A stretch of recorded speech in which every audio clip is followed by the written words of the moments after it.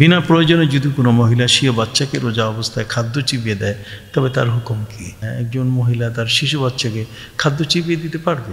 বাচ্চারা তো মায়ের আদর পেতে চায়, এবং অনেক ক্ষেত্রে কিছু শিশু বাচ্চা এমনি দেখতে বড় কিন্তু চায় মা যেন খাবারটা চাবিয়ে তার মুখে দিয়ে দেয়। এতে কোনো অসুবিধা হবে না। এখানে পেটের মধ্যে না গেলেই ইসলামের বিধান হচ্ছে যে এতে রোজা ভঙ্গ হবে না। সুন্নত ও নফল সিয়ামের মর্যাদা কেমন?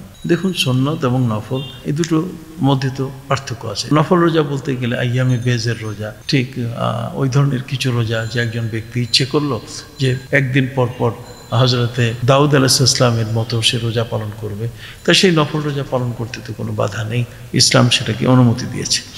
চোখের অশ্রু যদি গলায় প্রবেশ করে তাহলে কি রোজা ভঙ্গ হয়ে যাবে? হ্যাঁ, এখানে দেখতে হবে যদি এটা পেটে চলে যায় তাহলে এটা বাহির থেকে, চোখের পানিটা বাইরে যখন আসে তখন এটা বাইরের বস্তু হয়ে যায়। তারপরে যদি এটা পেটে চলে যায় তাহলে তার রোজা ভঙ্গ হয়ে যাবে, আর পেটে চলে না গেলে রোজা ভঙ্গ হবে না। কিডনি পরিষ্কার করলে, চোখে বা কানে ড্রপ দিলে, দাঁত উঠলে, ক্ষতস্থানে ব্যান্ডেজ লাগালে, রক্ত পরীক্ষার জন্য রক্ত দিলে রোজা কি ভেঙে যাবে বা কোনো ক্ষতি হবে কিনা? দেখুন, কিডনি পরিষ্কার করতে গিয়ে এখানে তো এটা স্টোমাকের সাথে এটার কোনো সম্পর্ক নাই। ঠিক অনুরূপভাবে চোখে বা কানে ড্রপ দিলে এখানে বিষয় আছে। চোখে ড্রপ দিলে এটা গলায় চলে যায়, এবং কানে দিলেও অনেক সময় কানে তেল দিলে এটা কিন্তু সাধারণত গলায় গিয়ে এটা পেট পর্যন্ত চলে যেতে পারে। আমরা সাধারণত দেখি যে এগুলো অনেক সময় জিহ্বার মধ্যে কিন্তু এটার একটা স্বাদ আমাদের মধ্যে চলে আসে। এটা পেটে চলে গেলে অবশ্যই রোজা ভেঙে যাবে। তবে দাঁত যদি কেউ উঠায় তাতে কিন্তু রোজা ভাঙবে না।